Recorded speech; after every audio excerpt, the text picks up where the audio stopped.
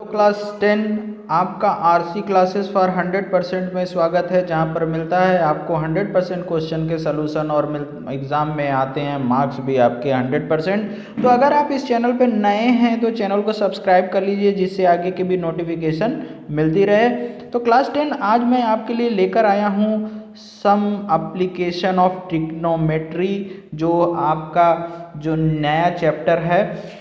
Trigonometry के question इससे पहले मैंने सॉल्व करा दिए हैं, तो जो ये 9th चैप्टर आपका है सम एप्लीकेशन ऑफ ट्रिग्नोमेट्री को सॉल्व करने के लिए 2 पॉइंट्स को जानना आपको बहुत ही ज़रूरी है। 2 पॉइंट्स जो आपको बहुत ही मोस्ट इम्पॉर्टेंट है कि कब एंगल ऑफ एलिवेशन बनेगा और कब एंगल ऑफ डिप्रेशन बनेगा। तो ये 2 टर्म मैं आपको अच्छी तरह से समझाने वाला हूँ। तो एक बार मैं फिर से कहता हूँ कि अगर आपने चैनल पे नए हैं, चैनल को सब्सक्राइब नहीं किया है तो चैनल को सब्सक्राइब कर लीजिए, और अगर वीडियो पसंद आए तो लाइक और शेयर करिए। तो आइए देखिए, सम एप्लीकेशन ऑफ ट्रिग्नोमेट्री वाले लेसन के लिए जो एंगल ऑफ एलिवेशन है वो मोस्ट इंपॉर्टेंट टर्म है। तो इसको देखिए, हम समझ लेते हैं कि ये एंगल ऑफ एलिवेशन कैसे बनेगा। सपोज करिए कि कोई ऑब्जेक्ट है यहाँ पर ए, और उसको हम जमीन पर यानी लैंड पर खड़े होकर पॉइंट बी से देख रहे हैं। अगर कोई ऑब्जेक्ट कुछ हाइट पर है जिसकी लोकेशन क्या है, ए है, और उसको हम हॉरिजेंटल यानी जमीन पर यानी लैंड पर पॉइंट बी से देख रहे हैं, तो जो ये लाइन बनेगी वो क्या बनेगी, ये बनेगी आपकी लाइन ऑफ साइट होती है। लाइन ऑफ साइट होती है। लाइन ऑफ साइट जिस लाइन से हमारी दृष्टि उस पर पड़ेगी, line of site, line of site होगी, ठीक है। और इस पॉइंट का आपके लैंड से जितनी परपेंडिकुलर डिस्टेंस होती है वो ये आपका ये है, ठीक है। यानी कि ये पॉइंट का परपेंडिकुलर डिस्टेंस या हाइट ये वाला पॉइंट लोकेट करता है। और लैंड से जो ये हॉरिजेंटल लाइन बनती है,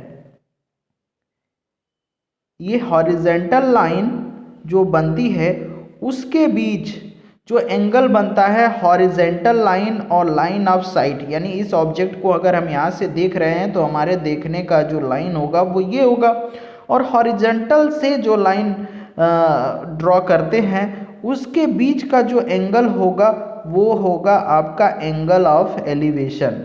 वो क्या होगा आपका angle of elevation.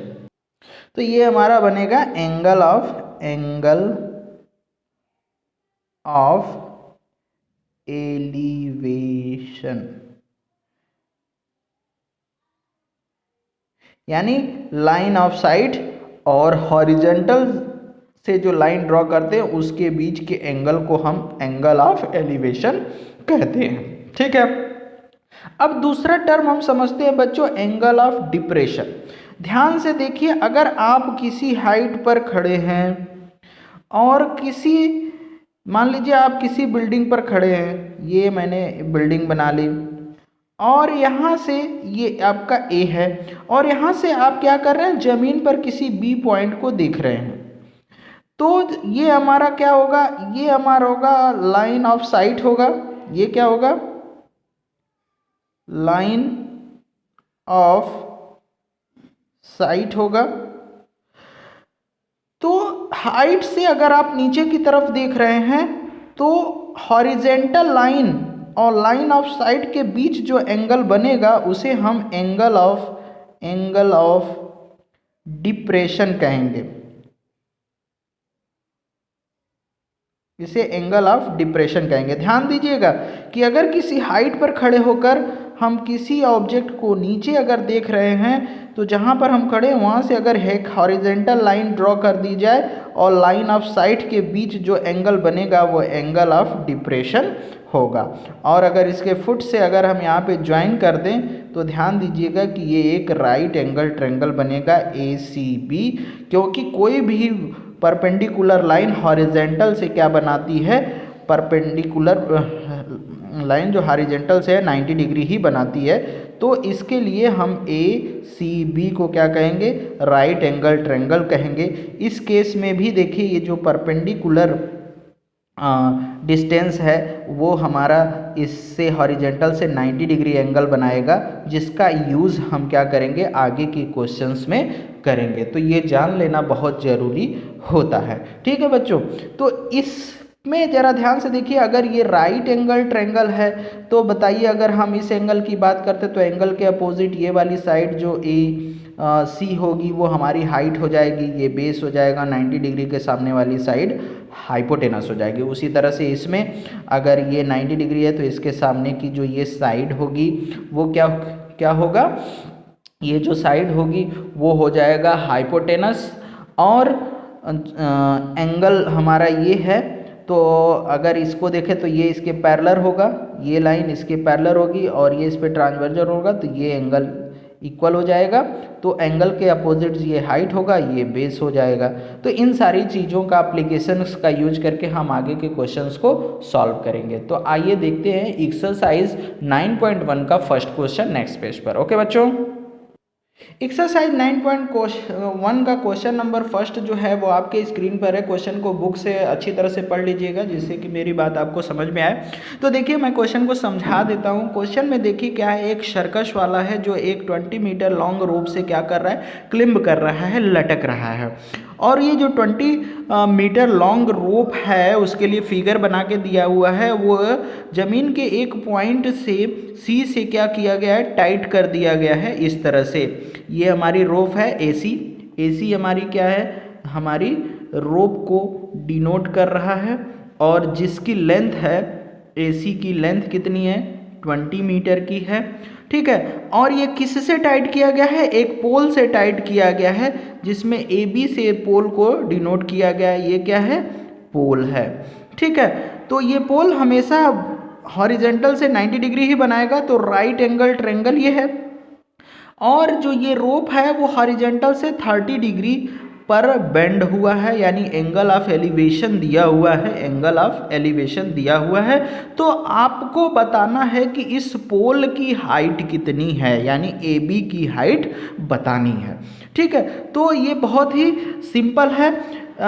A B C is a right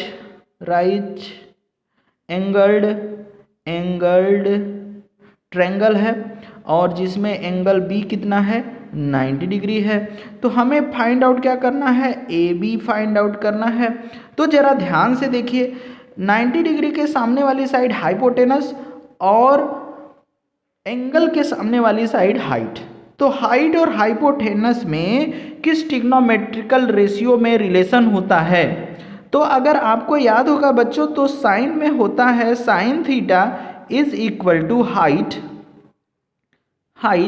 upon hypotenuse में रिलेशन होता है साइन में। ठीक है, तो यहाँ पर हमें हाइट और हाइपोटेनस में ही रिलेशन चाहिए, क्योंकि हमें पोल की हाइट पता करनी है। ठीक, तो देखिए मैंने लिख लिया है sine theta is equal to height upon hypotenuse. Sine theta यानी साइन 30 डिग्री, थीटा हमारी 30 डिग्री है। हाइट हमारा कितना है, ए बी है जो हमें फाइंड आउट करना है, और हाइपोटेनस कितना दिया हुआ है, 20 दिया हुआ है, 20 मीटर दिया हुआ है। ठीक, अब हम साइन 30 डिग्री की वैल्यू को याद रखेंगे जो हमने पिछले चैप्टर में पढ़ा था। तो साइन 30 डिग्री की बच्चों वैल्यू होती है 1/2 होती है, और ए बी अपान कितना हो गया, 20 मीटर हो गया। अब 20 का राइट साइड में डिवीज़न है, लेफ्ट साइड में ट्रांसफ़र करेंगे तो मल्टीप्लाई हो जाएगा, तो 1/2 इंटू 20 मीटर आ जाएगा is equal to A B. और इस तरह से 2 से इसको सिंप्लीफाई कर देंगे तो 10 हो जाएगा, यानी 10 मीटर आ जाएगा ए बी की वैल्यू। और यही हमारा क्या होगा, लेंथ ऑफ पोल होगा। ठीक है, तो यही हमारा लेंथ ऑफ पोल होगा, या वर्टिकल है तो हाइट ऑफ पोल होगा, हाइट ऑफ पोल होगा। तो इस तरह से ये क्वेश्चन सिंपली सॉल्व हो जाएगा। ठीक है बच्चों, नेक्स्ट क्वेश्चन देखते हैं नेक्स्ट पेज पर बच्चों। एक्सरसाइज 9.1 का क्वेश्चन नंबर सेकेंड बच्चों आपके स्क्रीन पर है। क्वेश्चन को बुक से अच्छी तरह से पढ़ लीजिएगा, क्योंकि क्वेश्चन काफ़ी लंबा है। तो क्वेश्चन को अगर ध्यान से अगर आप पढ़ लेंगे तो आपको क्वेश्चन बहुत अच्छी तरह से समझ में आएगा। देखिए एक ट्री है, a tree break due to the storm and the broken part bend to the top of the tree touched the grounds making an angle of 30 degree with it. Means क्या हुआ, देखिए इसको मैं समझाने की कोशिश करता हूँ। देखिए एक क्या है, ट्री है। अब ये ट्री जो है वो ए और बी, मैंने ट्री को मान लिया ए बी ट्री है। स्टॉर्म आया तो ये जो ट्री है एक पॉइंट से टूट गया, एक पॉइंट से मैंने ये मान लिया कि सी पॉइंट से टूट गया, और ये जो टूटा वाला पार्ट है वो ग्राउंड पे 30 डिग्री का एंगल बनाता है। यानी ये ए वाला पार्ट टूट कर कहाँ चला आया, ग्राउंड पर आ गया, उसे मैं ए डैश बोल दे रहा हूँ।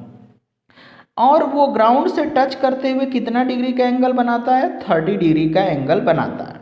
ठीक है, तो आपको ट्री की हाइट बतानी है, यानी ए बी की हाइट बतानी है। क्वेश्चन को ठीक से बुक से अच्छी तरह से पढ़ लीजिएगा। और ये जो टच पॉइंट है ट्री के लेग से कितना मीटर डिस्टेंस पर है, 8 मीटर डिस्टेंस पर है। ये 8 मीटर डिस्टेंस पर है, जो ट्री का फिट है वहाँ से ये 8 मीटर के डिस्टेंस पर है। तो आपको टोटल ये हाइट बतानी है। क्वेश्चन आप, मैं समझता हूँ कि आपको समझ में आ गया होगा। तो हम पहले देखिए ट्रायंगल, ये तो 90 डिग्री एंगल ट्रायंगल होगा ऑब्वियसली, जो भी वर्टिकल लाइन होती है ग्राउंड से 90 डिग्री ही बनाती है। तो अब हम क्या करेंगे, पहले बी सी पता करेंगे, फिर उसके बाद ए डैश सी पता करेंगे, और दोनों को ऐड कर देंगे तो हमारा ए बी पता चल जाएगा। तो देखिए in triangle A dash B और सी में जरा ध्यान से देखिए, एंगल के सामने वाली जो साइड होती है वो क्या होता है, हाइट होता है, और जो नीचे साइड है वो क्या होता है, बेस होता है। तो हाइट अपान बेस में किस में रिलेशन होता है, यस 10 में रिलेशन होता है। 10 थीटा इज इक्वल टू होता है हाइट अपान बेस। तो देखिए 10 थीटा यहाँ कितना है, 10 है आपका 30 डिग्री, हाइट आपकी कितनी है BC, और बेस कितना है आपका A डैश B, तो ये है 8 मीटर का। ठीक है, हमने लिख लिया। फिर इसके बाद हम 10 30 डिग्री की वैल्यू रखेंगे। 10 30 डिग्री की वैल्यू होती है √3 1 अपान √3 BC अपान 8 मीटर, क्रॉस मल्टीप्लाई कर देंगे या 8 मीटर को लेफ्ट साइड में ट्रांसफ़र कर देंगे। तो देखिए BC इज इक्वल टू आपको मिल जाएगा 8 अपान √3 मीटर। ये हमें मिला BC, ये हमें मिल गया, B से C तक की वैल्यू मिल गई। अब हम क्या करेंगे, CA डैश पता करेंगे, वही तो हमारा ये वाला पार्ट आ जाएगा। तो इसके लिए हम खोजेंगे, देखिए ये हाइपोटेनस है और ये बेस है, तो बेस और हाइपोटेनस में किस में रिलेशन होता है,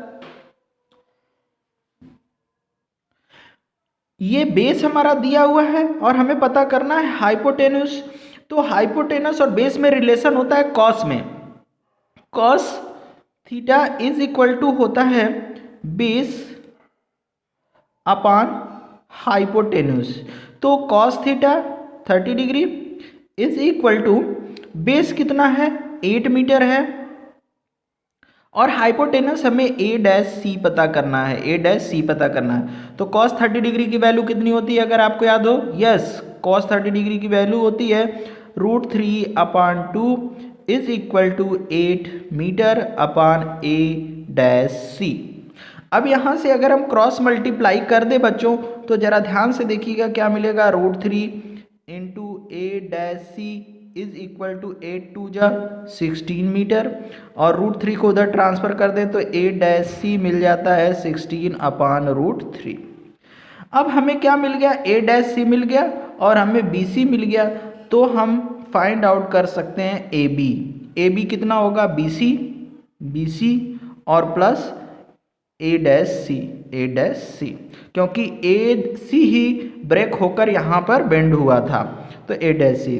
BC हमारा कितना आया है, BC हमारा आया है 8 अपान √3। और हमारा a' कितना आया है 16/√3। ठीक है, अभी दोनों का बेस से डिनोमिनेटर सेम है तो न्यूमरेटर को ऐड कर देते हैं। कितना आ जाएगा, ये आ जाएगा 24। अब इसको हम रेशनलाइज कर देते हैं, √3/√3 से मल्टीप्लाई कर देते हैं। तो देखिए नीचे कितना आ जाएगा 24/√3 का √3 हो जाएगा, और ये आ जाएगा 3 8 जा 24, 8/√3 मीटर। और हमारा यही क्या होगा, ट्री का हाइट होगा, और यही हमें फाइंड आउट करना था। ठीक है बच्चों, तो इसी तरह से ये क्वेश्चंस जो हैं एंगल ऑफ एलिवेशन और एंगल ऑफ डिप्रेशन पे डिपेंड है, आसानी से होते हैं और बहुत आसानी से हम लोग आगे के एक्सरसाइज करेंगे। तो आज मैं यहीं तक एंड करता हूँ। इसी तरह चैनल के साथ बने रहिए, आगे के क्वेश्चन के सलूशन मैं नेक्स्ट वीडियो में आपको दे दूंगा। तब तक के लिए थैंक यू, बाय।